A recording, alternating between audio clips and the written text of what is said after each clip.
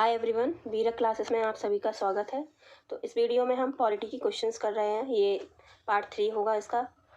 तो ये एक सीरीज़ चल रही है, लगातार ये सीरीज़ चलती रहेगी। इसमें स्टार्टिंग से शुरू करेंगे सारे क्वेश्चंस। ये संविधान से संबंधित क्वेश्चंस चल रहे हैं।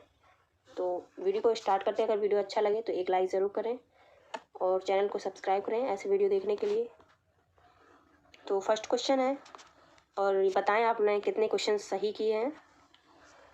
फर्स्ट क्वेश्चन है कि 1919 के भारत शासन अधिनियम की निम्नलिखित में से कौन सी प्रमुख विशेषताएं हैं। 1919 के भारत शासन अधिनियम की निम्नलिखित में से कौन सी प्रमुख विशेषताएं हैं।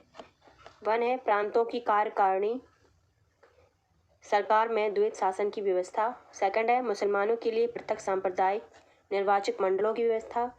3 है केंद्र द्वारा प्रांतों को विधायनी शक्ति का हस्तांतरण। तो कौन कौन सी इसमें विशेषताएं हैं, पहले तो हमें ये बताना। ए केवल 1, बी केवल 2 और 3, सी केवल 1 और 3 और डी 1, 2 और 3। तो इसका राइट आंसर है सी केवल 1 और 3, क्योंकि ये मुसलमानों के लिए पृथक निर्वाचक मंडल की व्यवस्था 1909 में की गई थी। सेकंड क्वेश्चन है भारतीय विधान पालिका प्रथम बार द्विसदनी बनाई गई। कब बनाई गई भारतीय विधान पालिका प्रथम बार द्विसदनी बनाई गई। तो इसका राइट आंसर है सी 1919 के भारत सरकार अधिनियम द्वारा प्रथम बार द्विसदनी बनाई गई। इसमें केंद्र में द्विसदनी विधान पालिका की स्थापना की गई थी केंद्र में।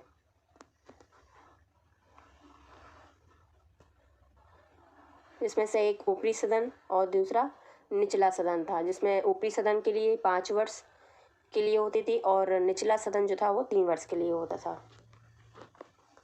थर्ड क्वेश्चन है राष्ट्रपति की अध्यादेश निर्गत करने की शक्ति प्रेरित है। तो किससे लागू हुई राष्ट्रपति के अध्यादेश की शक्ति। तो इसका राइट आंसर है बी भारत सरकार अधिनियम 1935। वैसे देखा जाए तो अध्यादेश की जो शक्ति है वो 1861 यानी कि 1861 से ही गवर्नर जनरल को जारी कर दी गई थी, यानी अनुमति उन्हें प्राप्त थी अध्यादेश की। संविधान में ये आर्टिकल 123 में इसको शक्ति, आर्टिकल 123 से इसको शक्ति प्राप्त है राष्ट्रपति को अध्यादेश लगाने के लिए।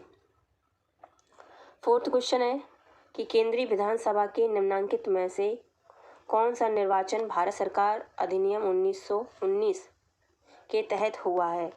तो केंद्रीय विधानसभा का निम्नलिखित में से कौन सा निर्वाचन भारत सरकार के 1919 के तहत हुआ है। मतलब कौन कौन से जो चुनाव है वो 1919 के तहत हुए हैं, किस किस वर्ष में। ए 1926, बी 1937, सी 1945। तो ए सही उत्तर का चयन करें। ए केवल 1, बी और सी में है ए और सी, और डी में है ए, बी और सी। तो इसका राइट आंसर होगा सी, ए और सी। 1926 में और 1945 में चुनाव जो है निर्वाचन हुए थे भारत शासन अधिनियम 1919 के तहत। फिफ्थ क्वेश्चन है केंद्र में कौन सा एक्ट द्विसदनीय विधायिका लाया गया। द्विसदनीय विधायिका का जो एक्ट है वो लाया गया था, कब लाया गया था, वो भी केंद्र में। अभी हमने इस क्वेश्चन को डिस्कस किया है। तो ये है 1919 का एक्ट, जिसमें केंद्र सरकार को द्विसदनीय विधायिका में लाया गया था। इसमें एक था ऊपरी सदन, जिसे राज्यसभा बोलते हैं, दूसरा था निचला सदन, जिसे केंद्रीय विधानसभा बोला जाता था उस टाइम पे। 6 क्वेश्चन है निम्नलिखित में से किस अधिनियम द्वारा संवैधानिक निरंकुशता का सिद्धांत प्रवर्तित किया गया।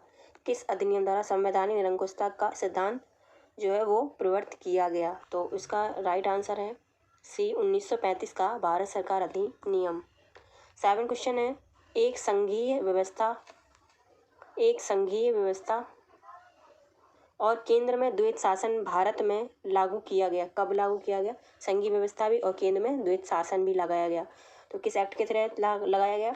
ए 1909 के तहत, बी 1919 के तहत, सी 1935 अधिनियम के तहत, या डी उनमें से कोई नहीं। तो इसका राइट आंसर है सी 1935 अधिनियम के तहत संघीय व्यवस्था भी लागू की गई और केंद्र में द्वैत शासन भी लगाया गया। और इसके तहत प्रांतों से जो द्वैध शासन था उसे हटा लिया गया था और एक अखिल भारतीय संघ की स्थापना भी 1935 अधिनियम के तहत की गई थी।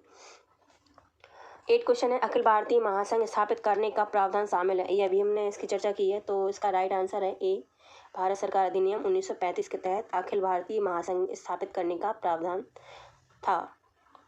9th क्वेश्चन है, भारत के संविधान में केंद्र और राज्यों के बीच किया गया शक्तियों का विभाजन इनमें से किसमें उल्लेखित योजना पर आधारित है? किस योजना के तहत केंद्र और राज्यों के बीच जो शक्तियां थी उनको विभाजित किया गया था संविधान में? तो ए है पार्लियामेंट सुधार 1909, बी मॉन्टेगू चेम्सफोर्ड अधिनियम 1919, सी भारत सरकार अधिनियम 1935 या डी भारतीय स्वतंत्रता अधिनियम 1947।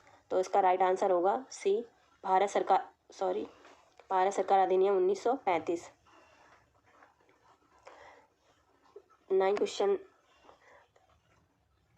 अब 10th क्वेश्चन है, निम्न में से एक भारत सरकार अधिनियम 1935 की मुख्य विशेषताओं में से नहीं है। इसमें नहीं पूछा है। ए है, इस अधिनियम में अखिल भारतीय महासंघ का प्रावधान था। बी, अवशिष्ट विषय प्रांतीय विधायकों को आवंटित किए गए थे। सी है, यह प्रांतीय स्वायत्तता के सूत्रपात का संकेत था। डी, इसने प्रांतीय स्तर पर द्वैध शासन प्रणाली को समाप्त कर केंद्र में लागू किया। तो इसका जो विशेषता नहीं है वो है बी, अवशिष्ट विषय प्रांतीय विधायकों को आवंटित किए गए थे। ये गलत है, जबकि केंद्र को अवशिष्ट शक्तियाँ दी गई हैं। 11 क्वेश्चन है, निम्नलिखित में से किसने पहले 1935 में संविधान सभा का सुझाव प्रस्तावित किया? ए, नेहरू, बी, गांधी जी या सी, जेपी नायडू, डी, एम.एन. रॉय। तो किसने दिया था सबसे पहले संविधान सभा का सुझाव 1935 में? D, M.N.. राव ने। 12th क्वेश्चन है, भारतीय संविधान का प्राधिकार स्रोत क्या है? भारतीय संविधान का जो प्राधिकार स्रोत है वो है सी, भारत के लोग। 13 क्वेश्चन है, किस भारत सरकार अधिनियम के तहत पहली बार विधायिका के कुछ निर्वाचित प्रतिनिधित्व को मंजूरी दी गई? तो कौन सा ऐसा अधिनियम है जिसके तहत विधायिका में कुछ निर्वाचित प्रतिनिधित्व को मंजूरी दी गई? तो इसका राइट आंसर होगा बी, भारत सरकार अधिनियम 1909 के तहत पहली बार विधायकों को कुछ निर्वाचित प्रतिनिधित्व दिए गए थे मंजूरी। 14 क्वेश्चन है, भारत की संविधान सभा की पहली बैठक की अध्यक्षता किसने की? जो संविधान सभा हुई थी उसकी पहली बैठक की अध्यक्षता किसने की? Doctor Rajendra Prasad, B, doctor सच्चिदानंद सिन्हा, सी, बी.आर. अम्बेडकर, डी, सरदार पटेल। तो इसका राइट आंसर है बी, सच्चिदानंद सिन्हा। 15 क्वेश्चन है, बंधुत्व का अर्थ क्या है? ए, भाईचारे की भावना, बी, पितातुल्य व्यवहार, सी, एकता एवं अखंडता, डी, आर्थिक न्याय का निरीक्षण। तो इसका राइट आंसर है ए, भाईचारे की भावना। 16 क्वेश्चन देखें, भारतीय संविधान के किस भाग में नगर पालिकाओं के बारे में बताया गया है? भाग 6, ए भाग 7, बी भाग 8, सी भाग 11 या डी सी भाग 10 या डी भाग 9A। तो इसका राइट आंसर होगा डी, भाग 9A। और भाग 8 की बात ऐसा आगे क्वेश्चन देखते हैं, भारतीय संविधान का कौन सा भाग? यहाँ पे जो भाग 11 है, 11 है, ये सी जो है इसका है संघ और राज्यों के बीच संबंध। भारतीय संविधान 70 क्वेश्चन है, भारतीय संविधान का कौन सा भाग केंद्र शासित प्रदेशों के बारे में बताता है? कौन सा संविधान का भाग है जो केंद्र शासित प्रदेशों के बारे में बताता है? इसका राइट आंसर होगा सी, भाग 8 जो है केंद्र शासित प्रदेशों के बारे में हमें बताता है। अगर भाग 6 की बात करें तो राज्य, भाग 7 इसको निश्चित कर दिया गया था, और डी जो है वो 9 है, इसको है पंचायत है, इसका पंचायत है। 18 क्वेश्चन है, भारतीय संविधान की प्रस्तावना में निम्नलिखित में से किसका उल्लेख नहीं है? ए, न्याय, बी, भ्रातृत्व, सी, वयस्क मताधिकार, डी, स्थिति की सामान्यता। तो प्रस्तावना में जो है वो सी है, वयस्क मताधिकार प्रस्तावना में नहीं है। 19 क्वेश्चन है, भारत में राजनीतिक शक्ति का स्रोत है? तो भारत में राजनीतिक शक्ति का स्रोत क्या है? ए संविधान, बी संसद, सी संसद और राज्य विधानसभाएं, डी हम लोग अर्थात जनता। तो राजनीतिक शक्ति का जो स्रोत है वो डी है, हम लोग और अर्थात जनता। 20 क्वेश्चन है, भारतीय संविधान की प्रस्तावना में धर्मनिरपेक्ष शब्द निम्नलिखित जोड़ा गया है, किस संशोधन के तहत जोड़ा गया? ए 41वां, बी 42वां, सी 43वां या डी 44वां संशोधन। इसका राइट आंसर है बी 42वां संशोधन। 21 क्वेश्चन है, दुनिया के निम्नलिखित में से किस देश से भारतीय संविधान में राजनीति के निर्देशक सिद्धांत की संकल्पना को अंगीकार किया गया है? तो किस देश से लिया गया है राज्य के नीति निर्देशक सिद्धांत को? ए आयरलैंड से। ये 2 क्वेश्चंस हैं जो आपको करना है, इसको देख लीजिए। इसके आंसर आपको देना है, कमेंट बॉक्स में आप इसके आंसर दे सकते हैं।